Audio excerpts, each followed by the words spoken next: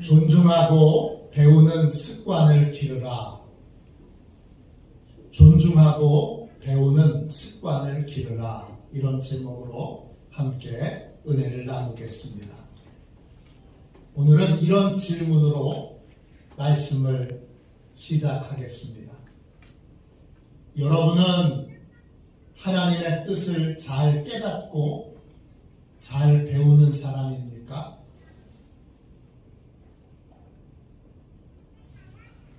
하나님의 뜻을 잘 깨닫는 사람은 어떤 훈련이 되어 있을까요? 많은 분이 하나님의 음성 듣기를 원합니다. 하나님의 음성 듣는 법은 많은 훈련이 필요합니다. 그런데 하나님의 음성을 듣는 가장 간단하면서도 확실하고 쉬운 방법이 있습니다. 그건 사람을 통해서 하나님의 음성을 듣는 것입니다. 구약에는 예언자가 나옵니다. 예언자는 누굽니까? 하나님의 말씀을 전하는 사람입니다. 백성들이 직접 하나님의 음성을 듣지 못하니까 하나님께서 예언자들을 통해서 하나님의 말씀을 전해주신 것입니다. 구약시대에만 하나님께서 사람을 통해 말씀하실까요? 저는 분명히 아니라고 믿습니다. 하나님은 지금도 사람을 통해 말씀하십니다. 사람을 통해 하나님의 음성을 듣는 것은 하나님의 음성 듣는 가장 초보적인 단계입니다. 하나님의 음성을 듣는 가장 쉬운 방법입니다. 그런데 제 인생을 돌이켜보면 저는 사람을 통해 하나님의 음성을 듣는 것을 잘 훈련받지 못했습니다. 분별하여 듣지도 못했고 또 그것을 잘 받아들이지도 못했습니다. 왜 그랬을까? 돌이켜보면 훈련이 되어 있지 않았기 때문입니다. 사람을 통해서 하나님의 음성을 듣는 데에도 훈련이 필요한데 저는 전도사였음에도 목사였음에도 전혀 훈련이 되어 있지 않았습니다. 오늘 말씀은 사람을 통해 하나님의 음성을 듣기 위해 어떤 훈련을 해야 하는지 우리에게 알려주고 있습니다. 오늘 이 말씀을 통해 여러분 모두가 다 하나님의 음성을 듣고 분명한 하나님의 인도함을 받게 되기를 주님의 이름으로 축원합니다. 축원합니다. 사람을 통해 말씀하시는 하나님의 음성을 들으려면 무엇을 훈련해야 할까요? 첫 번째, 우리는 조롱과 비판을 분별하는 훈련을 해야 합니다. 오늘 말씀 28절을 다시 보십시오. 너는 재판장을 모독하지 말며 백성의 지도자를 저주하지 말지니라. 제가 대학 다닐 때 이 본문은 청년들이 자주 질문을 하던 그러한 말씀입니다. 제가 대학 다닐 때는 데모가 아주 심했습니다. 저는 대학교 4년을 다니면서 데모 없이 학기를 마쳤던 것이 몇 번 되지 않습니다. 매번 학기가 시작되고 조금 지나서 데모로 학기가 중단되고 그리고 자율적으로 공부하다가 시험을 보게 되는 그런 학기를 계속 보냈습니다. 대학에서 데모가 심했기에 청년부 성경 공부 시간에도 이 본문으로 많은 청년들이 제게 이런 질문을 했습니다. 지도자가 악해도 무조건 순종해야 합니까? 악한 지도자에게도 무조건 참아야 합니까? 이 질문은 그 이후 청년들만 했던 것이 아닙니다. 수많은 분들이 제게 동일한 질문을 했습니다. 지도자에게 실망하거나 상처를 입었던 사람들은 어김없이 제게 이런 질문을 했습니다. 오늘 본문의 뜻은 무엇입니까? 말씀은 지도자에게 무조건 순종하라는 말씀입니까? 이 말씀은 지도자가 악할지라도 무조건 참으라는 말씀입니까? 이 말씀은 지도자가 잘못해도 비판하지 말라는 말씀입니까? 이 말씀은 지도자가 악행을 저질러도 저항하지 말라는 말씀입니까? 아닙니다. 그럼 오늘 본문의 뜻은 무엇입니까? 오늘 본문의 뜻은 지도자들을 조롱하지도 말고 멸시하지도 말라는 말입니다. 오늘 말씀 다시 한번 읽어봅시다. 28절입니다. 너는 재판장을 모독하지 말며 백성의 지도자를 저주하지 말지니라. 이 본문에 나오는 재판장은 히브리어 원어로 보면 하나님을 뜻하는 엘로힘입니다. 영어 성경 NLT, NIV 이 성경에 보면 하나님을 모독하지 말라 이렇게 번역되어 있습니다. 아니 하나님을 모독하지 말라는 말을 왜 우리나라 성경에는 재판장으로 번역을 했을까요? 유대인들의 재판은 하나님이 세우신 제사장들이 재판을 했기 때문입니다.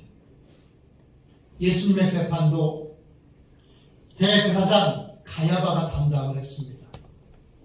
단지 그 당시 유대 땅이 로마의 지배를 받고 있었기 때문에 사형 등 중멸을 내릴 때에는 로마 총독의 재판을 다시 한 번 더 받아야 합니다. 그래서 예수님은 대제사장 가야바에게도 재판을 받으셨고 또 로마 총독 빌라도에게도 재판을 받으셨습니다. 하나님은 하나님의 대리인으로 제사장을 재판장으로 세우셨습니다. 그런데 재판장이 자기의 사명을 망각하고 잘못된 판정이나 치우친 판정을 내릴 수 있습니다. 또 그랬던 경우들이 성경에도 나옵니다. 오늘 본문은 이에 대해 비판하지 말라 그렇게 말하고 있지 않습니다. 또 저항하지 말라 그렇게 말하고 있지 않습니다. 무엇을 말하고 있습니까? 모독하지 말라 이렇게 말하고 있습니다. 모독한다는 말은 히브리어로 콜랄입니다. 뜻은 하찮게 여기다, 가볍게 여기다, 경멸하다, 모욕하다, 멸시하다, 깔보다, 업신여기다 등등을 의미합니다. 하나님이 세우신 재판장을 멸시하거나 조롱하지 말라는 것입니다. 재판장의 판결이 잘못됐을 때에도 비판을 할 수 있어도 멸시와 조롱을 하지 말라는 것입니다. 치우친 판정을 내릴 때 저항하더라도 멸시와 조롱은 하지 말라는 것입니다. 우리는 멸시와 비판을 분별할 줄 알아야 합니다. 우리는 조롱과 저항을 분별할 줄 알아야 합니다. 비판은 하지만 멸시와 조롱은 해서는 안 됩니다. 저항은 하지만 멸시와 조롱을 해서는 안 됩니다. 왜 그렇습니까? 재판장을 세우신 분이 하나님이시기 때문입니다. 재판장이 자신의 본분을 잊어버리고 악행을 저질러도 그건 하나님이 재판장을 심판하실 내용이고 악행을 행한다고 재판장을 멸시하고 조롱하는 것 곧 하나님을 멸시하고 하나님을 조롱하는 일이기 때문입니다. 그러므로 비판은 하되 멸시하지 말아야 합니다. 저항은 하되 조롱하지 말아야 합니다. 왜 그렇습니까? 비판하고 또 저항을 하되 멸시하고 조롱하지 말아야 되는 이유는 멸시하고 조롱하는 습관이 들면 우리는 모든 지도자들을 멸시하고 조롱하는 삶을 살게 되기 때문입니다. 하나님은 지도자를 세우셔서 때때로 우리를 고치십니다. 하나님은 지도자를 세우셔서 때때로 우리를 야단치시기도 합니다. 하나님은 때때로 지도자를 세우셔서 우리에게 순종하는 법을 가르치시기도 합니다. 모든 지도자가 다 악한 것입니까? 하나님의 뜻을 이루려는 신실한 지도자도 분명히 있습니다. 그런데 지도자를 멸시하고 조롱하는 습관을 갖게 되면 지도자를 통해서 주시는 하나님의 모든 말씀을 듣지도 않고 가볍게 여기고 멸시하고 조롱하며 그것을 거부하는 삶을 살게 됩니다. 사도행전 23장에 보면 사도 바울이 대제사장 아나니아에게 재판을 받는 장면이 나옵니다. 바울은 위선적인 행동을 하는 대제사장에게 이렇게 말합니다. 언어가 셉니다. 사도행전 23장 3절입니다. 회칠한 담이여 하나님이 너를 치시리로다.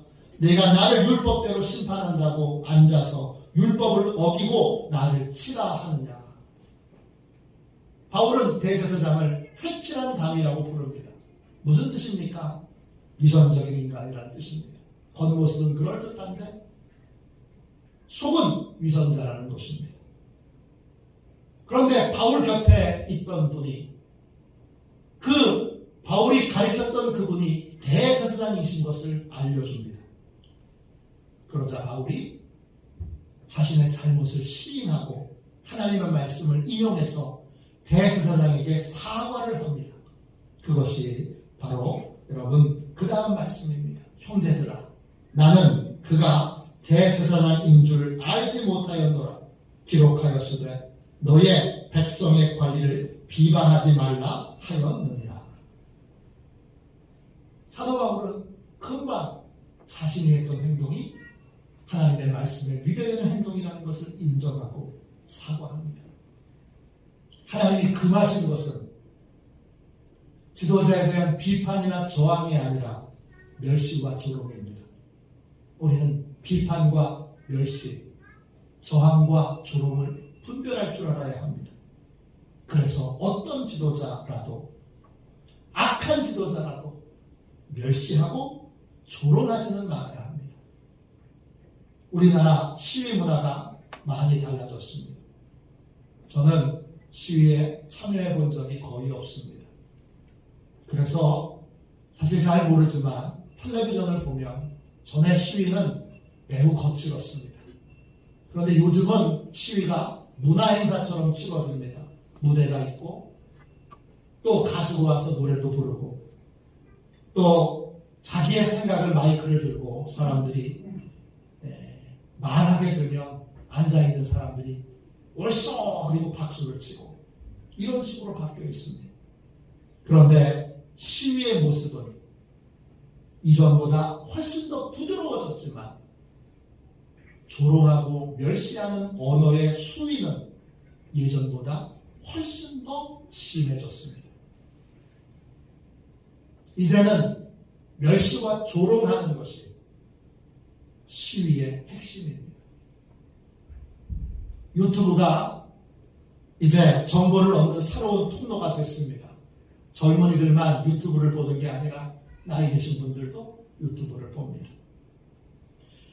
유튜브가 새로운 정보를 얻는 채널이 되면서 우리의 언어는 심각하게 오염됐습니다. 유튜브 매체라고 하는 특성상 자극적인 언어를 계속 사용해야 조회수가 높아지기에 언어가 자극적입니다. 지도자들이든지 사람이든지 멸시하고 조롱하는 언어들이 유튜브를 가득 채우고 있습니다. 그 언어들이 걸러지지 않고 사람들의 입을 통해 이 사회에 유통되고 있습니다.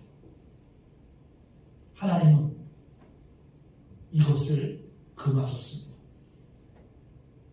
하나님은 지도자가 악할 때 비판할 수 있고 저항할 수 있도록 하셨습니다. 그러나 어떤 지도자라도 멸시하고 조롱하는 것은 금하셨습니다. 전도서 10장 20절입니다. 심중에라도 왕을 저주하지 말며 침실에라도 부자를 저주하지 말라. 공중의 새가 그 소리를 전하고 날짐승이 그 일을 전파할 것임이니라. 지혜의 왕 솔로몬이 마음속으로라도 지도자를 멸시하거나 조롱하지 말라고 권면합니다. 부부가 듣는 침실에서라도 멸시하고 조롱하는 언어는 쓰지 말라고 그렇게 권면합니다. 멸시하고 조롱하는 말이 습관이 되면 어떤 지도자의 말도 가볍게 여기고 농담으로 여기고 그 말을 통하여 배우고자 하는 마음, 깨닫고자 하는 마음, 순종하고자 하는 마음을 다 잃어버리게 되기 때문입니다. 우리는 사람을 통해 주시는 하나님의 음성을 듣기 위하여 제일 먼저 멸시하고 조롱하는 습관을 버려야 합니다. 꼭 지도자만이 아닙니다. 어떤 사람이든지 멸시하고 조롱하는 습관을 버려야 합니다. 그래야 사람을 통해 들려지는 하나님의 음성을 듣고 그 음성을 받아들일 수 있습니다. 그리고 그 음성을 통해 배울 수 있습니다. 그리고 그 음성을 통해 하나님의 뜻을 깨닫고 순종할 수 있게 됩니다. 하나님의 음성을 듣는 것의 첫 출발점은 어떤 누구의 말도 어떤 누구도 멸시하거나 조롱하지 않는 것입니다. 특별히 하나님이 세우신 지도자들에 대해서 멸시하고 조롱하는 습관은 철저히 거절하고 거부해야 합니다. 멸시하지 않아도 비판할 수 있습니다. 조롱하지 않아도 저항할 수 있습니다. 멸시와 조롱 없이 비판하고 멸시와 조롱 없이 저항하십시오. 그래야 우리가 하나님의 뜻을 사람을 통해 깨달았을 때 받아들이고 순종하고 또 고치고 바꾸는 삶을 살 수 있습니다. 둘째, 사람을 통해 말씀하신 하나님의 음성을 들으려면 무엇을 훈련해야 할까요? 모든 사람과의 대화를 하나님과 연결해서 듣는 훈련을 해야 합니다. 하나님께서 제사장을 하나님의 대리인으로 세우셨습니다. 신실한 제사장의 재판은 곧 하나님의 재판입니다. 신실한 제사장의 말은 곧 하나님의 말씀입니다. 제사장을 모독한다는 것, 재판장으로 세워졌을 때 신실하게 재판을 한 그 내용을 하나님의 말씀으로 받지 않고 단순한 인간의 말로 취부하고 가볍게 여기고 대충 듣고 그리고 그 말에 대하여 거부하고 거절하는 것, 이게 재판장을 모독하는 것입니다. 우리는 이런 실수를 범하지 않도록 모든 사람과의 대화를 하나님과 연결해서 듣는 훈련을 해야 합니다. 목사님의 말씀만 하나님의 말씀으로 들으라는 얘기가 아닙니다. 아내의 말도, 남편의 말도, 또 형제들의 말도, 자녀들의 말도, 귀여운 손주들의 말도 하나님과 연결해서 들어야 한다는 것입니다. 하나님과 연결해서 듣는다는 건 어떤 겁니까? 저분이 하나님이 나한테 보내주신 사람일 수도 있어. 그 가능성을 열어놓고 그분의 말을 듣는 것입니다. 항상 저분이 하나님이 보내주신 사람이고 저분이 하시는 말씀이 하나님이 나한테 해주시기를 원하시는 말씀일 수도 있다는 그 가능성을 열어놓고 우리는 사람들과 대화를 나눠야 합니다. 장로님과 대화를 나눌 때, 또 집사님과 대화를 나눌 때, 권사님과 대화를 나눌 때, 속장님과 대화를 나눌 때 우리는 하나님과 연결된 상태에서 대화를 들어야 합니다.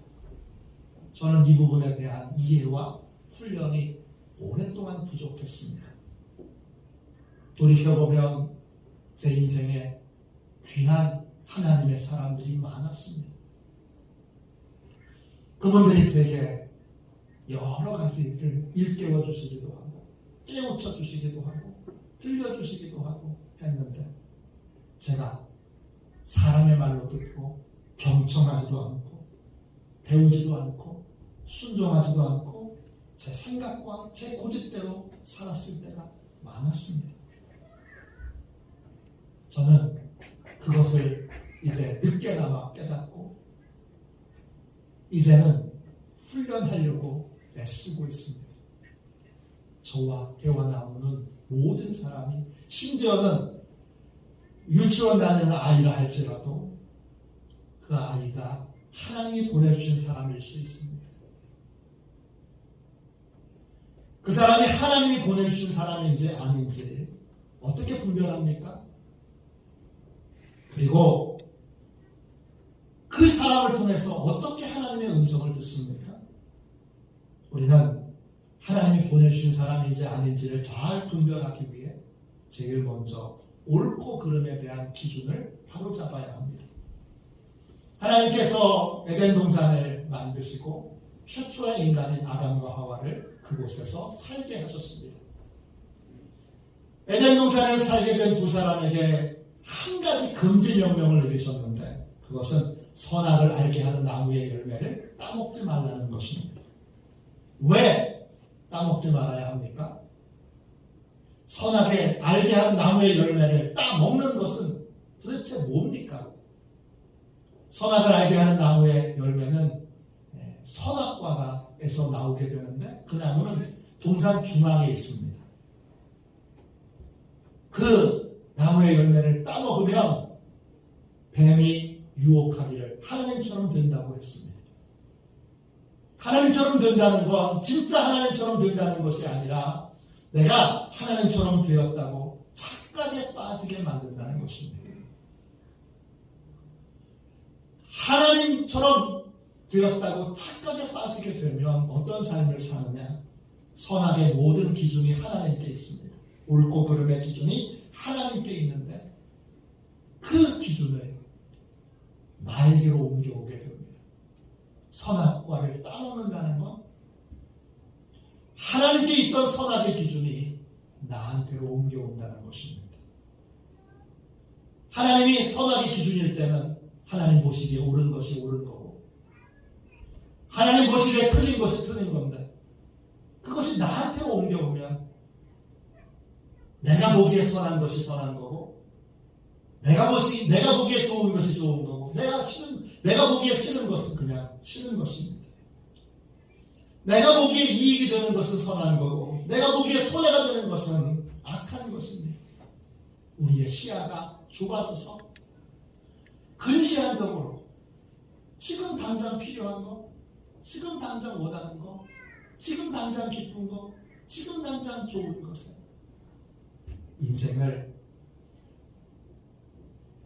매달려 오직 그것만 보고 그것만 달려가며 살아가도록 만드는 것이 바로 여러분 선악을 알게 하는 나무의 열매를 따먹은 이후의 삶입니다.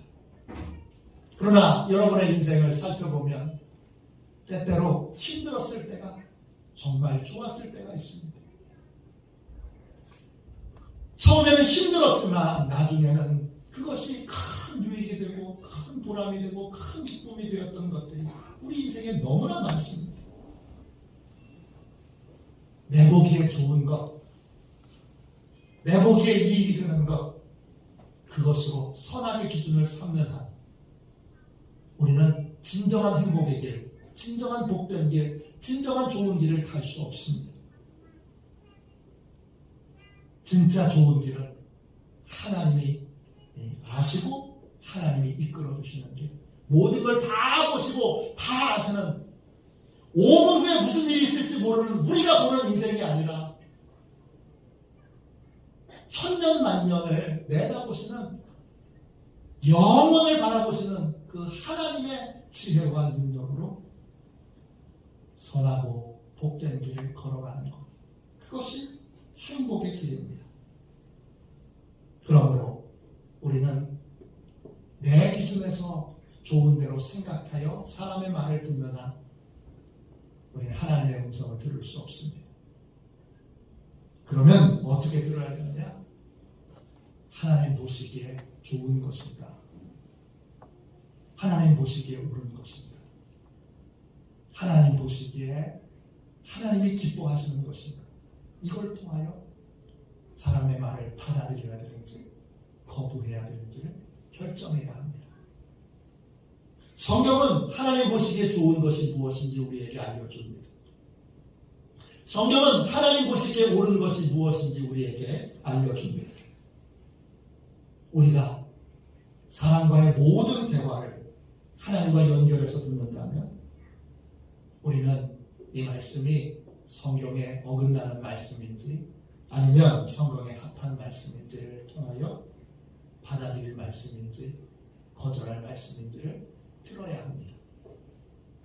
때때로는 내 기준으로 볼 때 기분 나쁜 말이고 마음을 상하게 하는 말이라 할지라도 성경의 기준으로 볼 때 하나님의 말씀이 맞고 하나님의 보시기에 옳은 말이라면 우리는 받아들이는 훈련을 해야 합니다.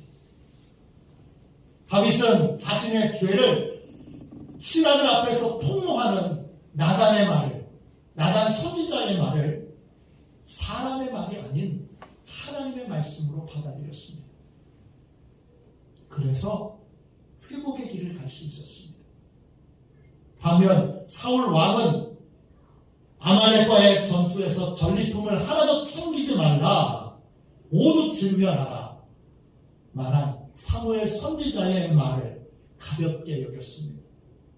그래서 불순종했습니다. 소돔과 고모라 성에 살고 있던 롯의 사위들은 성이 멸망할 것이라는 천사의 말을 농담으로 가볍게 여겼습니다. 우리 주님은 위선적인 사람의 말이라고 할지라도 위선자의 말을 들을 게 뭐가 있어? 그렇게 멸시하고 조롱하지 말고 위선자의 말이라 할지라도 성경의 기준에서 틀리지 않았다면 그 말씀을 받아들이는 훈련을 하라고 명령하셨습니다. 마태복음 23장 3절입니다. 바리새인에 대하여 주님이 이렇게 말씀하셨습니다. 무엇이든지 그들이 말하는 바는 행하고 지키되 그들이 하는 행위는 본받지 말라. 바리새인들은 위선자들입니다. 그래서 행위는 본받지 말되 비록 위선자들의 말이라 할지라도 성경에 어긋나지 않는다면 그 말씀은 듣고 지켜 행하도록 주님이 말씀하셨습니다.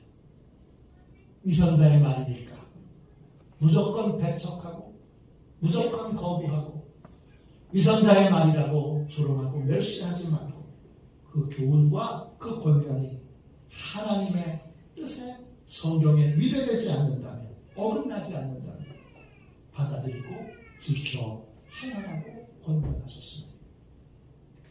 모든 말을 받아들일 건지 거절할 것인지 오직 기준은 성경입니다.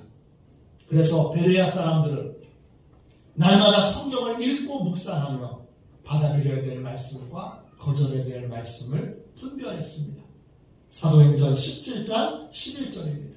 베레아에 있는 사람들은 데살로니가에 있는 사람들보다 더 너그러워서 간절한 마음으로 말씀을 받고 이것이 그러한가 하여 날마다 성경을 상고함으로 성경을 날마다 보며 이걸 받아들여야 될 건가 거절해야 될 건가 그렇게 분별하는 삶을 베레아 사람들이 살았다는 것입니다. 우리는 사람을 통해 하나님이 얼마든지 말씀하실 수 있다는 사실을 인정해야 합니다. 그래서 사람들과 대화를 나눌 때 하나님과 연결되어 그 대화를 들어야 합니다. 그 사람이 하나님이 보내주신 사람일 수 있습니다. 그분이 하시는 말씀이 지금 하시는 말씀이 하나님이 나한테 전해주라고 하시는 말씀일 수 있습니다. 성경의 기준으로 분별하여 우리는 하나님이 보내주신 사람 그 사람의 하나님이 전해주라 하시는 말씀을 들어야 합니다. 받아들여야 합니다. 그리고 순종해야 합니다. 저에게는 영적 스승들이 많이 계십니다. 그 중에 한 분이 임성기 목사님이라는 분이 계십니다. 최근에 돌아가셨습니다. 코로나 상황이지만 제 인생에 너무나 중요했던 분이셨기에 제 20대를 이분과 함께 보냈습니다. 그래서 아내와 함께 조문을 갔습니다. 가서 가족들과 인사를 나누면서 제 입에서 예상치 못했던 말이 나왔습니다. 임성기 목사님은 제게 진짜 스승이셨습니다.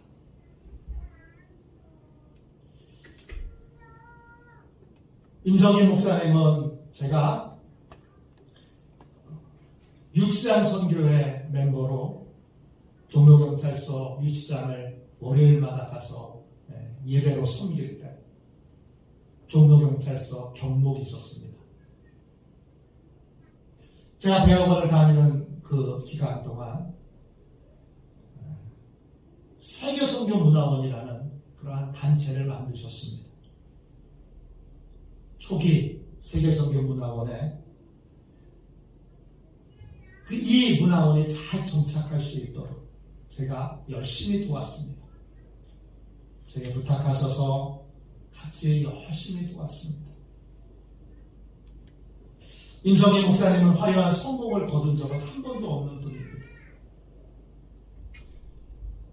감리교 신학대학을 졸업하시고 그리고 감리교 신학대학 학생들이 영어를 잘하기에 일부는 영어 선생님으로 빠졌습니다.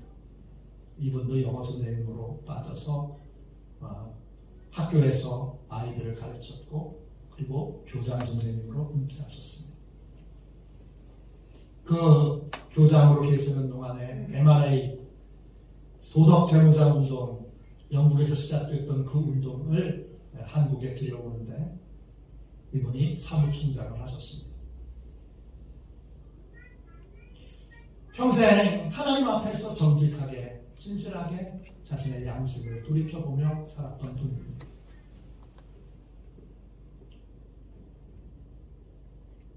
그래서 늘 정직하고 진실하게 자기를 돌아보기 위하여 충분한 기도의 시간을 가지셨습니다. 그리고 하나님이 기뻐하시는 일이라면 주저하지 않고 여건과 환경을 핑계 삼지 않고 행하셨습니다. 부끄러움을 다 떨쳐버리고 성도들과 함께 매주 2번씩 파고다 공원에 가서 노인들에게 스피커를 들고 전도를 하셨습니다. 부끄럽지만 저는 돌아가실 때까지 제가 위대한 믿음의 사람과 함께 지냈다는 사실을 깨닫지 못했습니다. 왜냐하면 그분과 일하는 것이 쉽지 않았기 때문입니다. 아주 깐깐한 분이세요. 그리고 정직한 것을 아주 강조하셔서 작은 사소한 거짓말도 이분은 용납하지 않으십니다. 이분과 일할 때 저는 사소한 거짓말로 늘 핑계를 대는 그러한 습관을 가지고 있었습니다. 예를 들어서 집에서 늦게 출발했는데 늦으면 차가 막혀서 늦었다고 제가 그렇게 거짓말을 했습니다. 처음에는 따뜻하게 권면해 주시다가 나중에는 엄하게 꾸짖기도 해주셨습니다. 제가 봉사하고 있는데 야단 맞아가면서 봉사해야 되느냐고 그렇게 속으로 많은 불평을 했습니다. 꾸지람을 들을 당시에는 기분이 정말 좋지 않았습니다. 이렇게까지 깐깐하게 하셔야 되나? 이렇게까지 철두철미하게 정직하셔야 되나? 이렇게까지 정말 다 세밀하게 그렇게 진실해야 하느냐? 이것과 늘 갈등이 있었습니다. 충돌이 많았습니다. 저는 한 번도 그분을 하나님이 보내주신 사람이라고 생각해 본 적이 없습니다. 그 목사님의 꾸지람을 들을 때에도 하나님과 연결해서 하나님의 음성으로 그 목사님의 말씀을 들은 적이 단 한 번도 없습니다. 깐깐한 분, 고집센 분, 자기 고집대로 하는 분, 이런 식으로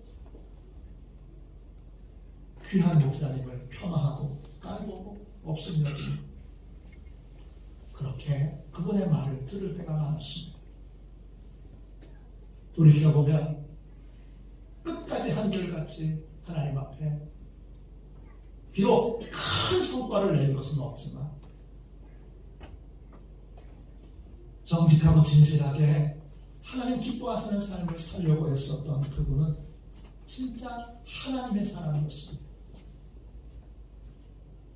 하나님의 사랑을 하나님이 저한테 보내주셔서 제게 하나님의 일들을 깨닫게 하시고 보게 하시고 알게 하시고 고쳐주셨습니다.